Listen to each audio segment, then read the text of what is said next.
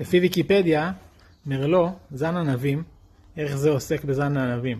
אם התכוונתם למשמעות אחרת, ראו מרלו פירושונים. יודעים מה זה מרלו פירושונים? אין לי מושג.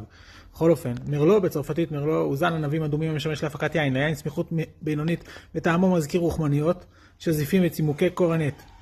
אתם יכולים פשוט לאכול רוחמניות ושזיפים וצימוקי קורנט במקום פשוט לשתות מרלו. ענבי המרלו נחשבים לרקים ובשרניים, ונוכח הבשלתו המוקדמת של הפרי מעורבבים תכופות יחד עם ענבי הקברנה סוביניון המבשיל מאוחר יותר. גמישות זאת תרמה להפיכתו של המרלו לאחד מסוגי היין הנפוצים ביותר בארצות הברית ובצ'ילה. כרם ענבי מרלו, אפשר לראות פה את התמונה, איזה יופי.